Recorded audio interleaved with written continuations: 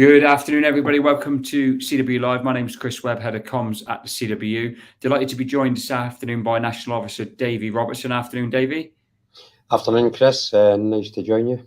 Yeah, good to have you with us, buddy. There's lots we want to go through in this session with Davie, but I think the obvious place to start with you, Davie, if that's okay, is the announcement yesterday in and around Parcelforce, where the decisions taken from management, in advance of any strike action being called. We haven't even named any dates, to remove work from GLS, so a wholly owned subsidiary of Royal Mail, and hand it to an external provider in Every, or Hermes, as people know it perhaps better as. I mean, absolutely outrageous decision by the company, Davie. And I know you were really keen to jump straight on last night and this morning and sort of set out exactly where we are with that. So I want to start there if I can, really, if that's okay, mate.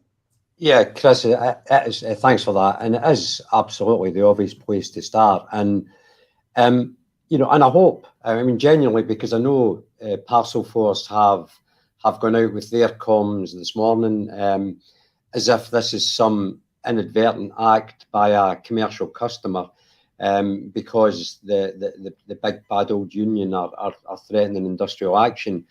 And I absolutely hope our members who have had that communication this morning feel as absolutely enraged, angered as we do, because this is not an inadvertent act by a commercial customer.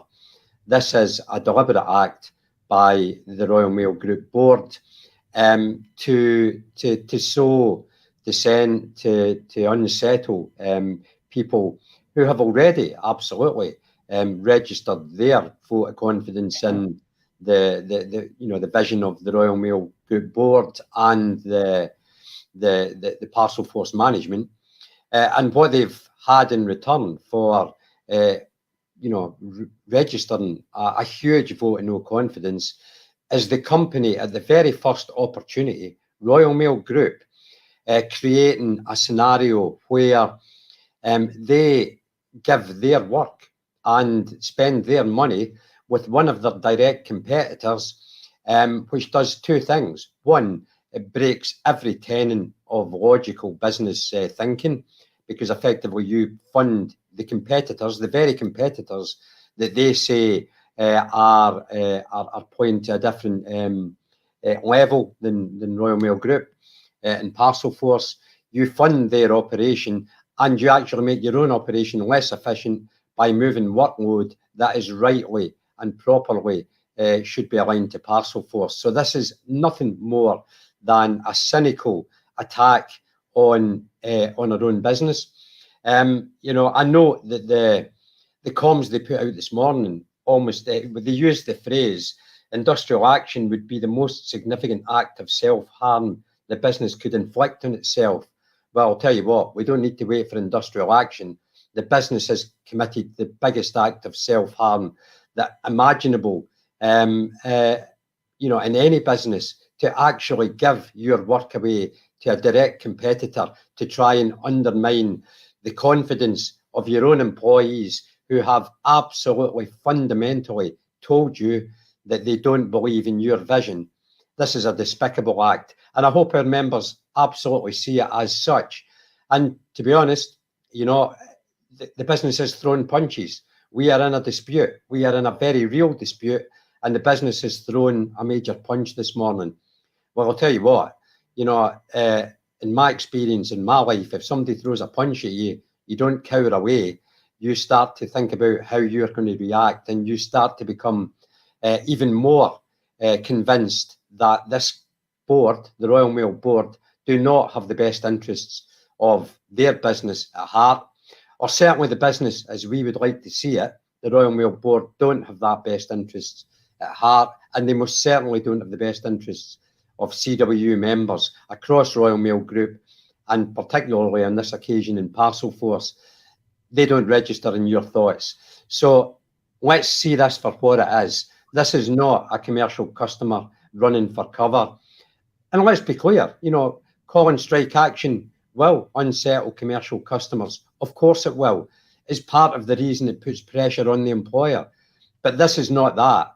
This is Royal Mail absolutely using smoke and mirrors to unsettle our members. And I'll tell you what, we need to see it for what it is and react accordingly, because this is absolutely diabolical behaviour on behalf of Royal Mail Board. Absolutely diabolical. Thank you, Davie. I think you've encapsulated the sort of the thoughts of every member in Parcelforce right there. Sort of, picking up as well. I mean, we've done sessions in the past when perhaps relationships were better with Royal Mail. I remember doing a particular session with Terry and Simon Thompson, where Simon Thompson talked about the threat of the competitors and how we didn't want to be involved in that race to the bottom, and how we were better than that, and how we wanted the best terms and conditions in the industry. So, just how angry does it make you, and should it make our members, to see what is almost like an act of self-harm take place here, where we come in and undermine everything? I mean, this is not to make it too sort of like dramatic, really, but this is a major move on our Parcel Force members from the company, isn't it?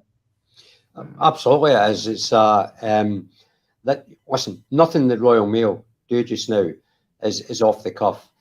So nothing the Royal Mail Group are doing as a reaction to what happened yesterday. What's happening just now in Royal Mail Group clearly is they are embarked on a strategy, some of which they've published. This attack on terms and conditions, lesser terms and conditions for new employees in Royal Mail, fundamental changes to working practices across Royal Mail Group, the decimation of earnings packages, the general theme that our members, their employees, are overpaid and underworked 40% above market.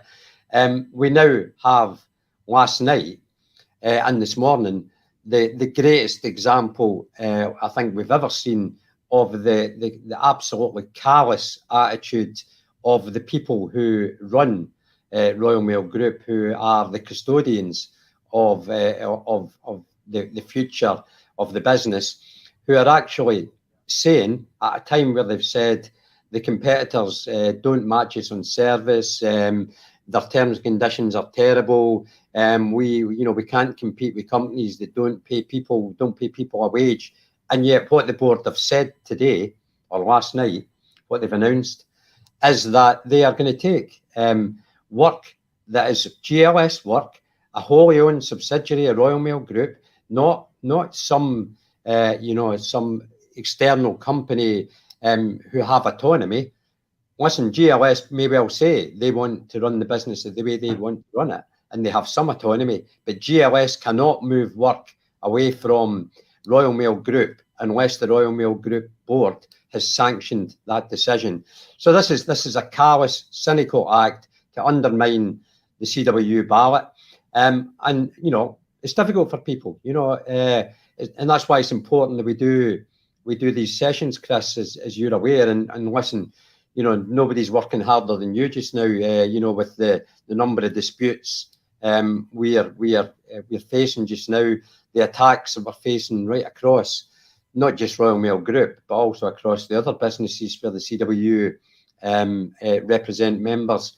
But we have to react to this. And look, we're doing this at a time of day when we know most Parcel Force employees will be at work, and it's important that the people are watching circulate these sessions and make sure they get out there. And as we discussed before, Chris, if we're required to do another session later on, in the coming days at night time when more people are available, then I'm certainly more than willing to do that. But look, this should absolutely steel our resolve. It should actually make us more convinced. If we needed any evidence that this board is hell-bent on destroying everything that we currently have, whether that's terms and conditions, working practices, even the fact in Parcel Force that we employ people to deliver parcels, because we met with Parcel Force for 5 hours on Tuesday, and yeah, they did talk to us. Of course, they would, about the impact of industrial action on the business. But trust me, this company is not trying to negotiate a deal to avoid a strike at this point. This company, the only deal this company wants, Royal Mail Group want, including in Parcelforce, is the deal that they've mapped out. And for Parcelforce, they did want to talk to us about a number of things. You know, absolutely moving start times back by up to 3 hours, very similar to what they've said in Royal Mail. Decimating earnings packages, removing SAs, you know, very similar to Royal Mail. But in Parcelforce, the difference between Royal Mail, instead of saying, you know, we want new employees to be on lesser terms and conditions, what they're saying in Parcelforce is any new driver will be an owner driver, because the company now want to break the legal contract. They now want to break every national agreement we've got. They want to destroy everything that we've got. And we absolutely need to say to this company, as we are not going to bow down and we're not going to be bullied by these ridiculous actions you're taking, whether it's this ludicrous attack in Parcelforce or whether it's driving on with unagreed executive action in Royal Mail. We ain't going to have it. We are going to stand together. We are going to resist you. And if necessary, we are going to take strike action. And we don't, you know, underestimate the impact of that. But we are not going to be bullied. We are not going to be, you know, browbeaten by ridiculous actions by a board who care nothing about the future of our members. This is an attack. And if we ever needed evidence of where this company's sitting just now, we've had it last night and this morning in Parcelforce. This is not a company that's looking for a deal. This is a company that's looking to destroy everything that we've negotiated, everything that we've won, everything that our members have earned over the years. All of that is at risk. And if you need any evidence of that, well, you've got it. So listen, don't be deflated by it. I know that's difficult. It's easy for me to say. I know people have had managers saying to them this morning, "Oh, look what happens if you threaten industrial action." This ain't the customer running for cover. This is Royal Mail Group going on the attack and attacking its own business, attacking the future of its own business, attacking its own revenues, attacking its own volumes, and doing it for no other reason than they want to unsettle and undermine the resolve of our members during this second ballot. What we need to do is absolutely stand strong, stand together, and tell them as strongly as we possibly can, you know what, we ain't having it. And if you're throwing punches now, we're going to throw some back. Spot on, Davie. Thank you, buddy. Loads of good comments as well. Loads of support from the members. As Davie said, if we need to do more sessions in the evening, that's exactly what we do, because we will do anything we need to get the message out to our members. On that note, Davie, I want to just ask you, I know you talked a little bit about it, but obviously people are talking about the union's reaction to this news. Obviously you said as well, we're going to have a video from Terry later on talking about, the potential for when we might serve notice on the company, what the next steps are going to be, and all those sorts of things. I just wondered if you could get across, just how important it is for the next just under 2 weeks that the meetings continue, that, in every single workplace, that the conversations continue, and that we focus on getting this ballot over the line, and every member in Parcel Force and right across the union gets their ballot paper back and votes yes in the ballot. Nothing could be more important, Chris. The evidence we're seeing day by day, and look, I'll talk a bit about the talks this week, because I think it's important that people understand, the kind of atmosphere that these talks are taking place in, and the reaction of the business. And we are negotiators. That is our job. We negotiate on behalf of our membership. And every time we go in a room, every time your national officers and the PE members who've been involved this week, we've fielded a full team this week, and we are there to negotiate. And when we see the Royal Mail proposals, the Royal Mail Group proposals, whether they're in processing, in my areas, in processing and distribution, in international, or in Parcel Force, or any other area, When we see those proposals, and we know that they are absolutely unacceptable because they will destroy this industry, they will destroy the public service ethos that Royal Mail Group has. They will, and if you destroy the ethos, then you destroy the public service. And without a public service, you become what Royal Mail, clearly the board of the Royal Mail want to become, which is a run-of-the-mill parcel company. And at that point, then the board's strategy is clearly to match the worst examples of terms and conditions that are out there in parcel world. And let's be honest, we all know some of the other operators, including Every, by the way, or Hermes, as many people may know them, the very company that Royal Mail Group have now engaged to do Parcelforce's work. This is lifestyle courier stuff. In some cases, with Every, it's not even owner drivers. This is people running about in their own car, in jeans and t-shirt, delivering our product, Royal Mail Group's product, GLS product. Absolutely disgraceful. But it's for a reason, because what Royal Mail Group want to become is exactly that. They want a parcel company that's as cheap as possible, that maximises profit, and then profit that can then be hived off, not to be reinvested in the company, but to be hived off to the shareholder. And what we've met for weeks now is negotiators who have no remit to negotiate. Listen, they can stick anybody they want in the room, whether it's Ricky McCauley, in Parcel Force terms, whether it's Aaron Barnes. Aaron Barnes ain't got any remit to negotiate, neither's Ricky McCauley. They sit across the table from you and they look at you and they tell you they need another opportunity to explain to us why they're right. Well, I'll tell you what, they ain't right. They will destroy this industry. They will destroy our terms and conditions.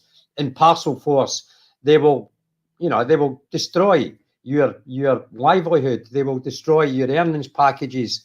They will absolutely decimate everything that we've currently got for no good reason other than they want to do it cheaper. They want to be Hermes, or they want to be DPD, or they want to be Yodel. So I've got to say to you that we're sitting in negotiations, and we are willing to put a counter argument, and we have put a counter argument, but Royal Mail Group board are not interested, and that's the honest truth. So we are not in a position where we are negotiating in real terms with the employer, because the employer, and I'm not going to blame the individuals in the room. The individuals in the room have no remit to negotiate. So I'll tell you what, when we're out here balloting for a second time, we're doing it for good reason. We're not doing it for effect. We're not doing it because we want to make a point. We're not doing it because we want another national briefing to, we pat each other in the back and say, look how well we've done. We're doing this because this employer is not backing off.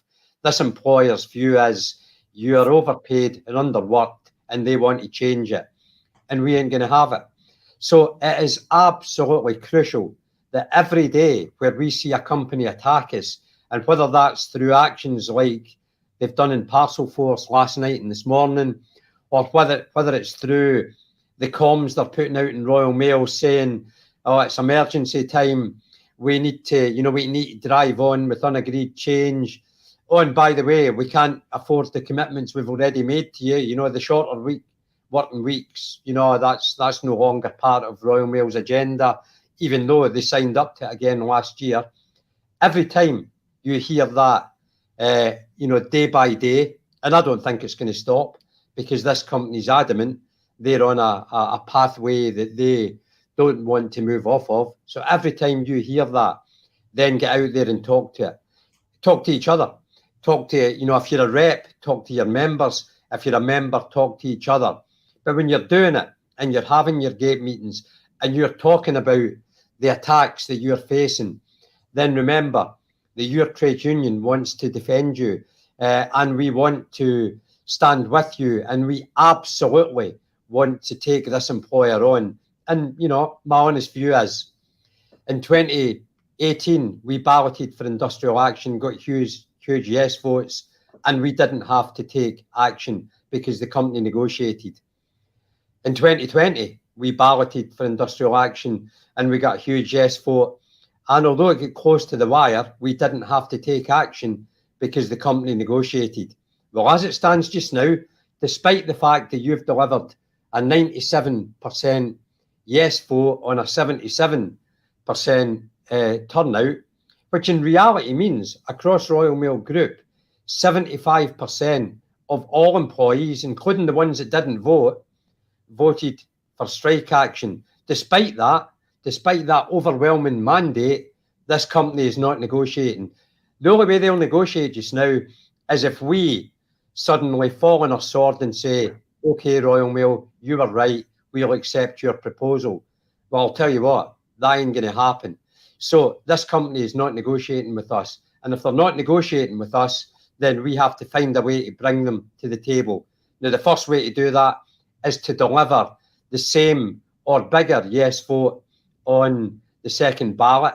Absolutely show Royal Mail Group, and in Parcel Force, show Parcel Force that you absolutely rail. I can feel myself getting emotional while I'm talking. Absolutely rail against the contempt that they hold you in, the absolute contempt they are showing for you. Absolutely stand up again, rail against them, work together and deliver a huge yes vote. So every single vote counts. We know we've done this in an annual leave period. You know, the Scottish schools are still on leave. The English schools, or the schools England, Wales, Northern Ireland have just gone on leave. So we know a lot of people are on leave. We know it's not normally the time that you would run a ballot. But I'll tell you what, we can't wait, because this employer is actively trying to dismantle this industry in front of our eyes. And we need to stand up and we need to react. So have your gate meetings. Absolutely. Talk to each other. Don't be dismayed by what the company's doing, because this won't be the last attack. They're going to attack you again. And it might be later today, or it might be tomorrow, and it might be next week. And it might be if and when we call action, which is looking more and more likely. But absolutely take it on the chin. Stand up again and tell them we will not allow them to destroy our industry. They might not care about it. We absolutely care about it, and we will defend it. And the way we defend it is through solidarity. So have your gate meetings again. Talk to each other. Make sure that you're not dismayed by the actions of Royal Mail Group, that you're not dismayed by the actions of management teams who have absolutely no say and no ability to almost stand up to Royal Mail Group. But we do, and we're going to, and we'll do it with you. So get your gate meetings done. And if you haven't posted your ballot, and listen, if you're watching this on your phone in Spain, as soon as you get back off that plane, rush to your mantelpiece, get your ballot or get it off the floor as soon as you open the front door and get it in the post. And let's absolutely show this company that we absolutely will not accept the way that they are treating us, the way that they are treating you. They are without dignity. I have no respect for them. I have no respect for the way that they're treating you. And we should absolutely rise again and get ready to start fighting back, because that's what we're going to have to do. Thank you, Davie. I was sorely tempted there because the sort of passion you're displaying and an emphatic way to end the session, but I need to, I think, give you the chance to say if there's anything else you want to add to, and anything else you think we might missed out, and what your final message today would be to our members. Yeah, look, and sorry, Chris, I mean, it's difficult, isn't it? What the company are doing just now is so despicable that, it's almost impossible not to get emotional. It's almost impossible not to convey that. And listen, I'll tell you now, I want to convey every bit of it, because I sincerely hope what the company are trying to do is terrify our people. They're trying to embed this view that they're gonna run over the top of you, that they're gonna smash the union to bits, and they're gonna destroy terms and conditions, ways of working, and they're gonna do it because you're gonna accept it. I don't believe that that's the case. Absolutely do not believe that is the case. Absolutely believe that this trade union has not only the best interests of the company at heart, but also the best interests of what the company means to the UK public. You know, I've said this before, Chris, and I'll say it again. You know, it's only a number of months ago that people like Simon Thompson were out there talking, about, our members being heroes, our members being, having provided the country, the UK, with a crucial link during COVID, that we delivered the government's test kit policy better than the government did, by the way, and all of that was true. But now you're overpaid and you're underworked, and it's time for them to change that, because this company is now in a death spiral. Absolute garbage, absolute complete and utter garbage designed to scare its own employees. What employer, if they genuinely want to motivate their employees, if they genuinely want to bring their employees with them on a change agenda, starts that process by absolutely trying to browbeat people, bully people, terrify people, that the only vision for the future is one where you work harder and get paid less. What absolutely cowardly actions by a company that clearly knows no other way.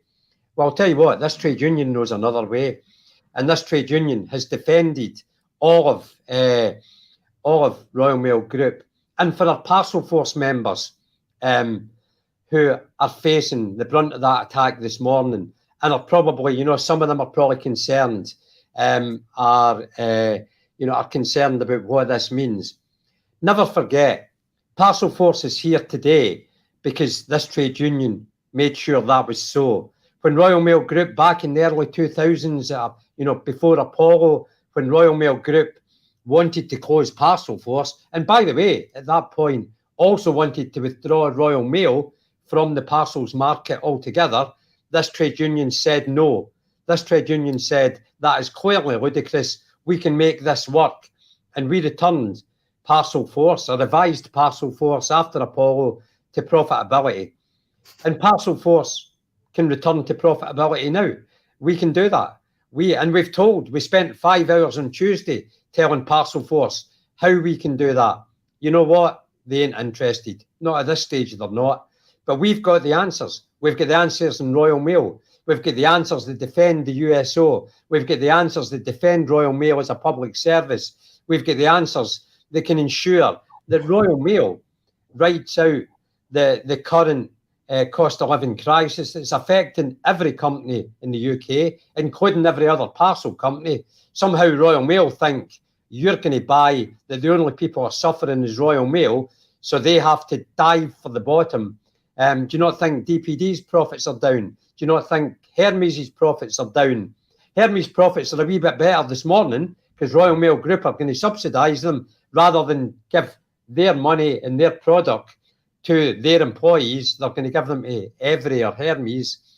Absolutely despicable. So I'll tell you what, this trade union will not stop this fight. This trade union will not stand down to Royal Mail, and this trade union will not do the deal that Royal Mail want.